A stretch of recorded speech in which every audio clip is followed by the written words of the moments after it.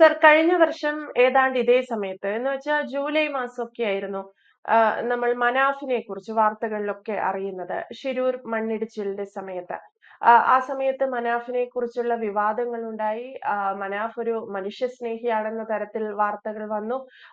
പിന്നീട് അർജുന്റെ കുടുംബം തന്നെ മനാഫിനെ പറയുന്ന ഒരു സാഹചര്യം അങ്ങനെയൊക്കെ നമ്മൾ കണ്ടതാണ്. ശേഷം ഇതാ ഈ വർഷം ഇപ്പോഴിതാ ഈ ഒരു ഓഗസ്റ്റ് സെപ്റ്റംബർ മാസങ്ങളിൽ നമ്മൾ മനാഫിനെ കുറിച്ച് വീണ്ടും വാർത്തകളിലൂടെ അറിയുന്നത് ധർമ്മസ്ഥല വിഷയവുമായി ബന്ധപ്പെട്ടാണ്. എന്റെ ചോദ്യം എന്ന് പറയുന്നത്, സർ യഥാർത്ഥത്തിൽ ആരാണ് ഈ മനാഫ്? ഷിരൂരിൽ അദ്ദേഹം അർജുൻ ഓടിച്ചിരുന്ന ലോറിയുടെ മുതലാളി എന്നുള്ള രീതിയിലാണ് രംഗത്ത് വന്നത്. ധർമ്മസ്ഥലയിൽ മനാഫിനുള്ള റോൾ എന്താണ്? മനാഫിന് എന്ത് സ്വാധീനമാണ് അവിടെയുള്ളത്? മനാഫ് യഥാർത്ഥത്തിൽ ധർമ്മസ്ഥല അല്ലെങ്കിൽ ഇത്തരം വിഷയങ്ങളിലൂടെ ലോകത്തോട് പറയാൻ ശ്രമിക്കുന്നത് എന്താണ്? ആരാണ് അയാൾ? മനാഫിനെ ഒരു വലിയ സംഭവമാക്കിയത് എനിക്ക് തോന്നുന്നത് സോഷ്യൽ മീഡിയയിലെ ഹാൻഡിലുകളും അവരെക്കാട്ടിലും ബുദ്ധി കുറഞ്ഞ മാധ്യമപ്രവർത്തകരും കൂടെ ചേർന്നായിട്ടാണെന്ന്. കാരണം മനാഫ് എന്ന് പറയുന്ന ഒരാളിനെ നമ്മൾ നിരീക്ഷിക്കുമ്പോൾ മനസ്സിലാകുന്ന ഒരു കാര്യം, കുറേ ലൈക്കും കുറേ കമൻസും കിട്ടാൻ ആഗ്രഹിക്കുന്നൊരു വ്ളോഗർ. അതിൽ കവിഞ്ഞൊന്നും അത് തോന്നിയിട്ടില്ല. അയാൾ അന്താരാഷ്ട്ര ഉപജാപക സംഘത്തിൻ്റെ ഏജൻ്റാണെന്നോ അങ്ങനത്തെ ഒരു വ്ളോഗറെ ഈ അടുത്തിടെ പിടിച്ചല്ലോ. പാകിസ്ഥാന് രഹസ്യം ചോർത്തി കൊടുത്തെന്ന് പറഞ്ഞിട്ടൊരു വ്ളോഗറെ ഇന്ത്യൻ സർക്കാർ പിടിച്ചു. അപ്പം അവര് അവരെ പിടിക്കുന്ന സമയം വരെ അവര് വളരെ ഫ്രീ ആയിട്ട് ഇന്ത്യയിൽ നടക്കുകയും രഹസ്യങ്ങൾ ചോർത്തി എന്ന് പറയുകയൊക്കെയാണ് ചെയ്തത്. അപ്പൊ മനാഫിനെ സംബന്ധിച്ചിടത്തോളം മനാഫ് എന്താണ്, വലിയൊരു സംഭവമാണ്. ഒരു ഡീപ് സ്റ്റേറ്റിന്റെ അല്ലെങ്കിൽ ഒരു ബ്ലാക്ക് ഹോൾസിന്റെ ഒക്കെ ഏജന്റാണ് എന്നൊക്കെ പറഞ്ഞു പരത്തുന്നത് ഒരു ന്യായമായിട്ട് പറഞ്ഞു കഴിഞ്ഞാൽ ഒരു തരം ഹാലൂസിനേഷനാണ്, അല്ലാതെ മറ്റു കാര്യമൊന്നുമില്ല. അയാൾക്ക് വേണ്ടത് കുറേ ലൈക്ക്, കുറേ കമൻറ്റുകൾ വേണം. അപ്പം അങ്ങനെ കിട്ടുന്നതിനുള്ള ഇവൻറ്റുകൾ നോക്കി അയാൾ പോകും. കാരണം ഈ വളരെ പ്രായം കുറഞ്ഞ 10-20 വയസ്സ് പ്രായമുള്ള കുട്ടികൾ ലക്ഷക്കണക്കിനും കോടിക്കണക്കിന് രൂപ ഉണ്ടാക്കുന്ന കണ്ടു കഴിഞ്ഞപ്പോൾ സ്വാഭാവികമായിട്ടും ഈ പറയുന്ന മധ്യവയസ്സിനോട് അടുക്കുന്ന വ്യക്തിക്ക് ഒരു ഇംഗിതമൊക്കെ തോന്നാം. പൈസ ഉണ്ടാക്കാൻ ഇതൊരു നല്ല മാർഗമാണെന്ന് അയാൾ കണ്ടെത്താനുള്ള എല്ലാവിധ സാധ്യതയുണ്ട്. അതെന്ന് പറയുന്നത് അയാൾ ഇത്തരം എന്തെങ്കിലും അരാജക സംഘടനകളുമായിട്ട് ബന്ധപ്പെട്ടിട്ടുള്ള ഒരാളാണെങ്കിൽ ഇതിന് മുമ്പേ തന്നെ അയാളെ ഫ്രെയിം ചെയ്ത് കഴിഞ്ഞാൽ. കാരണം നമ്മളുടെ വിജിലൻസ് എന്നൊക്കെ പറയുന്നത് വളരെ കൃത്യമായിട്ടുള്ള സാധനമാണ്. അവര് ഇയാളെ വിട്ടിരിക്കുന്നതെന്ന് പറയുന്നത് തന്നെ ഇയാൾ ഒരു നിരുപദ്രവി ആയതുകൊണ്ടാണ്. പിന്നീട് അത് നമ്മളിപ്പോൾ ഇയാളുടെ ഓരോ സംഭവം ഷിരൂരിലെ പറഞ്ഞത് അവിടെ കുഴിക്ക് ഇവിടെ കുഴിക്ക് ഇതിന്റെ താഴെയുണ്ട്. ഇത് കേട്ടോണ്ട് ഇവിടെ കേരളത്തിൽ നിന്നൊരു മാധ്യമപ്രവർത്തകൻ പോയി അതിനനുസരിച്ച് തുള്ളി. നമ്മളത് കണ്ടതാണ്. അദ്ദേഹം വലിയ പഠിപ്പൊക്കെ ഉള്ളൊരു മനുഷ്യനാണ്. കോമൺ സെൻസ് ഇല്ല എന്നുള്ളൊരു കുഴപ്പം മാത്രമേ അദ്ദേഹത്തിന് ഉണ്ടായുള്ളൂ. അപ്പം അങ്ങനെ സോഷ്യൽ മീഡിയയിൽ കൂടെ എന്തെങ്കിലും സാധനങ്ങൾ കയറ്റി വിടുന്ന എന്ന് പറയുന്നത് നമ്മളുടെ ഈ ഫുഡ്സിനെ കണ്ടിട്ടില്ല. ഈ ഹോട്ടലിൽ നിന്ന് കഴിച്ചു കഴിഞ്ഞാൽ സ്വർഗം കാണും.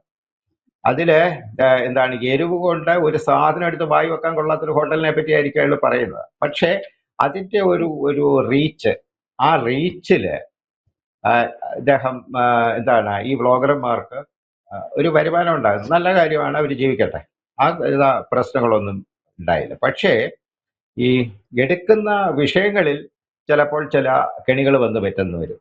ഈ ധർമ്മസ്ഥലയിലെ പ്രധാനപ്പെട്ട പ്രശ്നം എന്ന് പറയുന്നത്, ധർമ്മസ്ഥല ഒരു ഹൈന്ദവ ആരാധനാ കേന്ദ്രമാണ്. ഹെഗ്ഡേമാരുടെ നിയന്ത്രണത്തിലുള്ളതാണ്. അവർക്ക് കോളേജ്, ആയുർവേദ കോളേജുകൾ, ലോ കോളേജ്, സാധാരണ ആർട്സ് ആൻഡ് സയൻസ് കോളേജ് തുടങ്ങിയ വിദ്യാഭ്യാസ സ്ഥാപനങ്ങൾ, ആശുപത്രികളൊക്കെ ഉള്ള ഒരു വലിയ മത സ്ഥാപനമാണ്. അവരെ ടോപ്പിൾ ചെയ്യുക അല്ലെങ്കിൽ അവരുടെ വേരിറക്കുക എന്നുള്ള ഉദ്ദേശത്തോടു കൂടി മനാഫിനെ പറഞ്ഞു വിട്ടിട്ടുണ്ടെന്ന് പറഞ്ഞ ചില നറേഷൻസ് ഒക്കെ കണ്ടിട്ടുണ്ട്. അതൊക്കെ എന്ന് പറയുന്നത് മനാഫ് എവിടെ കിടക്കുന്നു, വീരേന്ദ്ര ഹെഗ്ഡെ എവിടെ കിടക്കുന്നു? വീരേന്ദ്ര ഹെഗ്ഡെ ഇത് അറിഞ്ഞുപോലും കാണാനുള്ള സാധ്യതയില്ല. പിന്നെ ഈ പറയുന്ന മംഗലാപുരം കാസർഗോഡ് ഏരിയയിൽ ഉണ്ടായിരുന്ന സംഘർഷങ്ങൾ ഇരു വിഭാഗക്കാരും ചേർന്നത് ബാലൻസ് ചെയ്ത് നിർത്തിയിരിക്കുകയാണ്. അതിൻ്റെ അകത്ത് ഉം. മനാഫിനെ പോലുള്ള ഒരു വ്യക്തിയെ ഇടപെടുത്താനായിട്ട് അതിലെ ഒരു പക്ഷവും തയ്യാറാവുകയില്ല.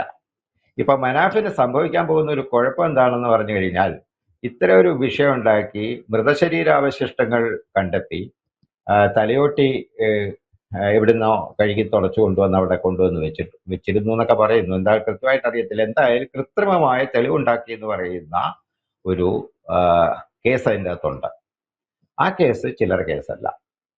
അപ്പൊ ചിലപ്പം ഇതുവരെ അദ്ദേഹത്തിന്റെ ലൈക്കിന്റെയും പിന്നെ എന്താണ് ഷെയറിന്റെയും ഒക്കെ കൊണ്ടുള്ള റീച്ചിൽ നിന്നും കിട്ടിയ വരുമാനത്തിൽ ഒരു നല്ല പങ്ക് വക്കീലന്മാർക്ക് കൊടുത്ത് അവസാനിപ്പിക്കാതെ അതിൽ നിന്ന് ഊരാനൊക്കുമെന്ന് എനിക്ക് തോന്നുന്നില്ല.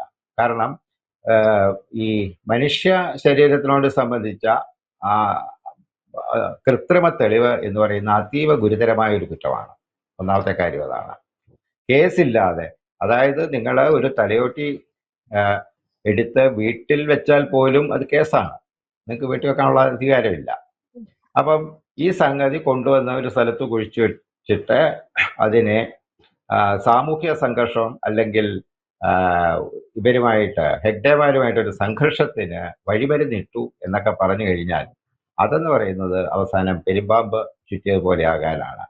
അതുകൊണ്ട് ഈ മനാഫിന്റെ വിഷയത്തിൽ മനാഫിന്റെ ഒക്കെ തീരാനുള്ള ഒരു സാധ്യതയാണുള്ളത്. കാരണം ഞാൻ പറഞ്ഞത് ആഹ്ലാദം എന്ന് പറയുന്നത് ഇതുകൊണ്ടാണ്. അതായത് ഒരു വ്ളോഗർ എന്ന നിലയിൽ നല്ല വരുമാനമൊക്കെ വന്നു തുടങ്ങി. അങ്ങനെ സൂചിച്ച് ജീവിക്കാവുന്ന മനുഷ്യൻ അതിസാഹസികതകളിലേക്ക് പോയി. ഇപ്പം ഷിറൂറിലാണെങ്കിലും ധർമ്മസ്ഥലയിലാണെങ്കിലും അയാൾ ചെയ്തതെന്ന് പറഞ്ഞാൽ സാഹസികമായ വ്ളോഗിങ് നടത്താൻ നോക്കിയതാണ് ഈ കുഴപ്പമായിട്ടുള്ളത്. അത് എന്തായിത്തീരുന്നു നമുക്ക് അറിഞ്ഞുകൂടാ. ചിലപ്പോൾ ജയിലിലാകാം, അല്ലെങ്കിൽ എന്താണ് ഈ പരിപാടി അവസാനിച്ച് അദ്ദേഹം വീട്ടിലിരിക്കാനും സാധ്യതയുണ്ട്. പഴയ തടിക്കച്ചവടമോ റിയൽ എസ്റ്റേറ്റോ അതൊക്കെ ആയിട്ട്. റിയൽ എസ്റ്റേറ്റിന് വലിയ സ്കോപ്പ് ഇപ്പം ഇല്ല. പിന്നെ തടിക്കച്ചവടത്തിന് എല്ലാ കാലത്തും സ്കോപ്പ് ഉണ്ട്. അതൊക്കെ ആയിട്ട് സ്വസ്ഥമായിട്ട് ജീവിക്കാൻ പറ്റിയേക്കും. അതിനുള്ള എല്ലാവിധ ആശംസകളും നമുക്ക് നേരാം. യെസ്, എന്തായാലും മനാഫിനെ കുറിച്ചുള്ള ചർച്ചകൾ ദേശീയ മാധ്യമങ്ങളിൽ ഉൾപ്പെടെ വന്നു കഴിഞ്ഞു. മനാഫ് ആരാണ് എന്ന് ദേശീയ മാധ്യമങ്ങൾ അടക്കം അന്വേഷിക്കുന്നു. അത് തന്നെയായിരുന്നു അയാളുടെ ലക്ഷ്യമെന്നും വേണമെങ്കിൽ നമുക്ക് പറയാം.